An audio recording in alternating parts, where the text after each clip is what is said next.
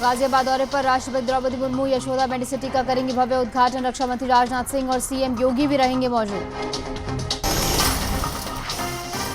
दिल्ली में वायु गुणवत्ता बेहद खराब, AQI 287 पहुंचा। प्रदूषण रोकने को लेकर पानी का छिड़काव जारी।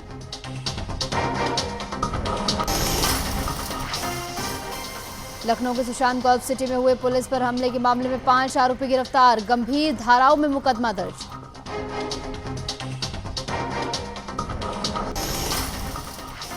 नमस्कार, मैं हूं आपके साथ निशु शर्मा और आप देख रहे हैं HNN न्यूज। चलिए बुलेटिन की शुरुआत करेंगे बड़ी खबर के साथ। बिहार चुनाव से जुड़ी ये बड़ी खबर है, जहां पर प्रचार इस समय चरम पर है और तेजस्वी यादव चुनावी प्रचार करेंगे। आज कटिहार, किशनगंज और अररिया में उनकी सभाएं रहेंगी। तेजस्वी यादव और मुकेश सहनी साथ में सभाएं करने वाले हैं। तो ये बड़ी खबर हम आपको बता रहे हैं, जहां पर चुनाव प्रचार जो है इस समय तेजी पकड़ता हुआ नजर आ रहा है। और इसी के साथ साथ तेजस्वी यादव आज चुनावी प्रचार का आगाज करेंगे। कटिहार, किशनगंज और अररिया में उनकी सभाएं होंगी। तेजस्वी यादव और मुकेश सहनी साथ में सभाएं करेंगे। तो हाल ही में तेजस्वी यादव का एज अ सीएम फेस ऐलान हुआ है, तो वहीं Mukesh Sahani as a deputy CM चेहरे के तौर पर जो है पेश किए गए हैं। तो ऐसे में अब दोनों साथ मिलकर आज सभाएं करने वाले हैं। तो ये बड़ी खबर हम आपको बता रहे हैं, जहां पर अब आरजेडी की तरफ से भी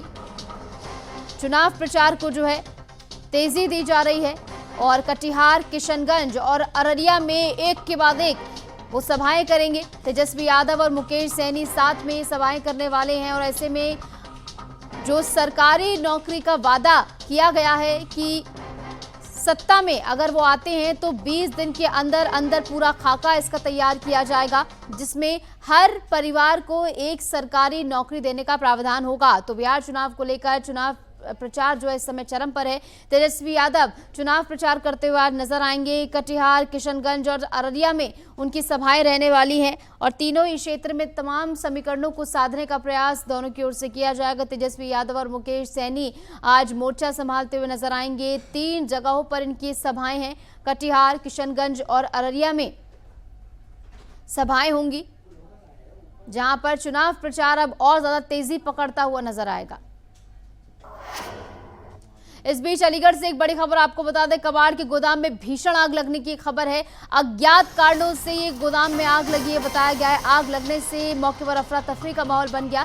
सूचना मिलते ही मौके पर दमकल विभाग की टीम पहुंची और 1 घंटे की कड़ी मशक्कत के बाद इस आग पर काबू पाया गया। आग लगने से कोई जनहानि नहीं हुई है, ये गनीमत रही।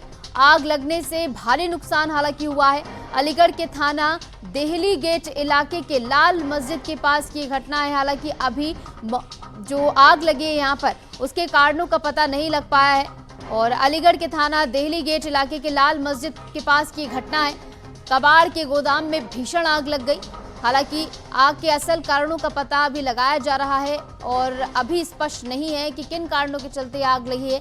लेकिन आग लगने के बाद मौके पर अफरा तफरी का माहौल वहां पर बन जाता है। सूचना पुलिस को दी जाती है और दमकल विभाग को सूचित किया जाता है। मौके पर दमकल विभाग जो है पहुंचता है। 1 घंटे की कड़ी मशक्कत के बाद आग पर काबू पाया जाता है। हालांकि गनीमत ये रही कि किसी के हताहत होने की या कोई भी जनहानि होने की सूचना अब तक नहीं मिली। और देखिए तस्वीरें भी आप देखिए, जहां पर ये तब की तस्वीरें जब आग लगी और धुएं का गुबार उठता हुआ नजर आ रहा है। आग की लपटें भी यहां पर नजर आ रही हैं। सूचना मिलते ही मौके पर दमकल विभाग पहुंचा और कड़ी मशक्कत के बाद बताया गया लगभग 1 घंटा इस आग को बुझाने में लगा है।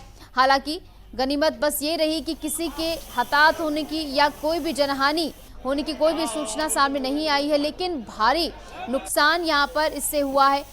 आसपास के जो लोग थे, जो अगल बगल में रहने वाले लोग थे, उनमें अफरा तफरी का माहौल यहाँ पर बन गया। और ये रात की तस्वीरें हैं, जैसे कि आप तस्वीरों में देख सकते हैं किस तरीके से धुएं का गुबार उठता हुआ नजर आ रहा है।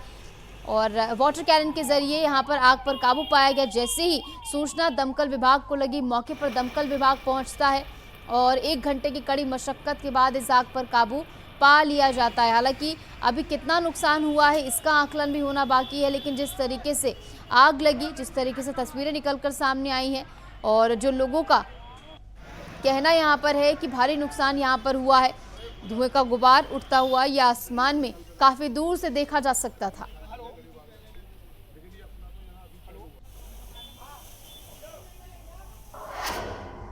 और इस बीच राजधानी लखनऊ से एक बड़ी खबर आपको बता दें, सरदार वल्लभ भाई पटेल आवासीय योजना से जुड़ी एक खबर है। योजना की लॉटरी 10 नवंबर से शुरू होगी। एलडीए उपाध्यक्ष प्रथमेश कुमार ने आदेश इसको लेकर जारी किए। 3 नवंबर तक ऑनलाइन पंजीकरण लोग करा सकेंगे। मुख्तार के कब्जे से खाली कराई गई जमीन पर फ्लैट होगा और डालीबाग में 72 EWS फ्लैट तैयार हैं। कीमत इनकी 10.70 लाख बताई गई है। इंदिरा गांधी प्रतिष्ठान में पारदर्शी प्रक्रिया से लॉटरी ड्रॉ होगा। 1658 लोगों ने अब तक पंजीकरण कराया है। पहले दिन आरक्षित वर्ग, दूसरे दिन सामान्य वर्ग की लॉटरी रहेगी।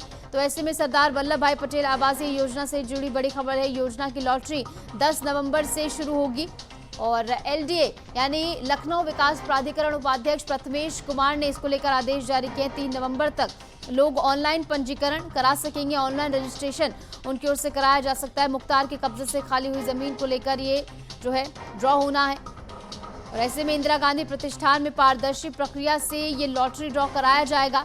1658 लोगों ने अब तक सिर्फ पंजीकरण कराया है। पहले दिन आरक्षित वर्ग तो वहीं दूसरे दिन सामान्य वर्ग की लॉटरी है। तो सरदार वल्लभ भाई पटेल आवासीय योजना के अंतर्गत योजना की लॉटरी 10 नवंबर से शुरू होगी और एलडीए यानी लखनऊ डेवलपमेंट अथॉरिटी उपाध्यक्ष प्रथमेश की ओर से इसको लेकर आदेश जारी कर दिए गए हैं। मुख्तार के कब्जे से जो जमीन खाली कराई गई थी उस पर फ्लैट बना और डालीबाग में 72 EWS फ्लैट जो है बनकर तैयार है और बेहद ही पारदर्शी तरीके से पूरा ड्रॉ कराया जाएगा।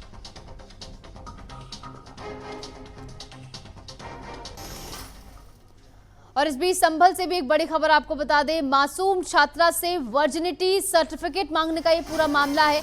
मुरादाबाद के मदरसे में छात्रा से सर्टिफिकेट मांगा गया था और सर्टिफिकेट मामले में साध्वी प्राची का बयान सामने आया है। मुस्लिम परिवारों में बेटियां सुरक्षित नहीं है, ये बड़ा और विवादित बयान उनकी ओर से दिया गया है। वर्जिनिटी सर्टिफिकेट मांगने वाला मौलाना बदनुमा दाग है। मदरसे के मौलाना अपनी बहन बेटियों के सर्टिफिकेट पेश करें।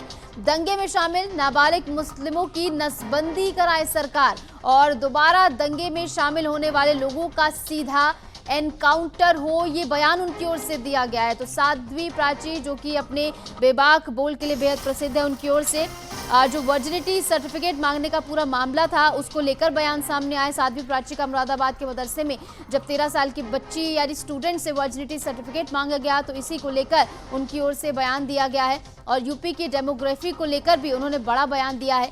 मदरसा के मौलाना अपने परिवार की बहन बेटियों से ये वर्जिनिटी सर्टिफिकेट मांगे, ये उनकी ओर से कहा गया है। मुस्लिम परिवारों में बेटियां सुरक्षित नहीं है, वर्जिनिटी सर्टिफिकेट मांगने वाला मौलाना बदनुमा दाग है। डेमोग्राफी को लेकर विवादित बयान भी उनकी ओर से दिया गया है, जहां दंगे में शामिल पकड़े जाने वाले नाबालिग मुस्लिम दंगाइयों की सरकार नसबंदी कराए और अगर दोबारा वो दंगे में पकड़े जाते हैं या उन पर आरोप लगते हैं तो सरकार सीधे उनका एनकाउंटर करे। वोट का अधिकार उनसे छीन लिया जाए। बुर्के की आड़ में आतंकी वोट डालकर चला जाएगा। चुनाव आयोग का फैसला सही है, ये बात उनकी ओर से कही गई है। तो साध्वी प्राची की ओर से ये बयान सामने आया है, जहां पर 13 साल की बच्ची से जब वर्जिनिटी सर्टिफिकेट मांगा गया तो इसको लेकर जो है बवाल मचता हुआ नजर आया। फिलहाल आरोपी मौलाना को जो है गिरफ्तार कर लिया गया है और ऐसे में साध्वी प्राची ने इसको लेकर प्रतिक्रिया दी है और बेहद कड़ी प्रतिक्रिया उनकी ओर से दी गई है। डेमोग्राफी से जुड़ी भी उनकी प्रतिक्रिया है कि मुस्लिम परिवारों में बेटियां सुरक्षित नहीं है, विवादित ये बयान है। ऐसे में वर्जिनिटी सर्टिफिकेट मांगने वाला मौलाना बदनुमा दाग है। डेमोग्राफी को लेकर भी उन्होंने विवादित बयान दिया है। दंगे में शामिल जो भी नाबालिग मुस्लिम पकड़े जाते हैं उनकी नसबंदी कराई जाए और अगर दोबारा वो इसी में लिप्त पाए जाते हैं, पकड़े जाते हैं तो सीधा उनका एनकाउंटर किया जाए, ये मांग उनकी ओर से की गई है। एक बच्चा देखिए, जो हिंदुस्तान के अंदर जो डेमोग्राफी चेंज हो रही है, ये सच बात है, इसको झुटलाया नहीं जा सकता। उसका कारण है कि आबादी इनकी तेजी से बढ़ रही है। हिंदू में एक बच्चा, अब 2 भी नहीं करते, तो इनके यहाँ 30-40 है भाई। डेमोग्राफी चेंज हो रही है, ये सच बात है, इसको स्वीकार करना चाहिए और सरकार को इस पर कड़ी से कड़ी कार्रवाई भी करनी चाहिए। अरे 2 बच्चों का कानून क्यों नहीं ला रही सरकार भाई? और दूसरी बात, डेमोग्राफी चेंज होने के साथ साथ सरकार इनको वोट देने का अधिकार बंद कर दे। और तीसरी बात एक कहना चाहूंगी आपके चैनल के माध्यम से, बिहार में चुनाव चल रहा है, चुनाव आयोग का मैं धन्यवाद करती हूँ कि उन्होंने बुर्के पर जो बुर्का पहन करके वोट डालने जाएंगे उनका पहचान पत्र जरूरी किया। ये होना चाहिए। मैं धन्यवाद करती हूँ चुनाव आयोग का। और क्योंकि ये बुर्के पहन करके, अभी मैंने देखा त्योहारों पर हिंदुओं के बुर्के पहन करके मेहंदी लगाने आए हैं, बुर्के की आड़ में न जाने कौन आतंकी क्या नाम है वो वोट डाल करके चला जाए। तो इस मामले को लेकर साध्वी प्राची को आपने सुना किस तरीके से उनकी ओर से बयान सामने आया है और कई बड़ी मांगे उन्होंने सामने रखी हैं। और ऐसे में सतीश हमारे संवाददाता जुड़ गए हैं हमारे साथ। तो सतीश, क्या कुछ फिलहाल इसको लेकर प्रतिक्रिया देखने को मिल रही है, क्योंकि जिस तरीके से साध्वी प्राची बेबाक बोल को लेकर बेहद जो है प्रसिद्ध है, तो इसी तरीके से उन्होंने इस पूरे मामले को लेकर भी बयान दिया है। और इसी के साथ साथ इस पूरे केस में क्या कुछ अपडेट है वो भी बताइएगा।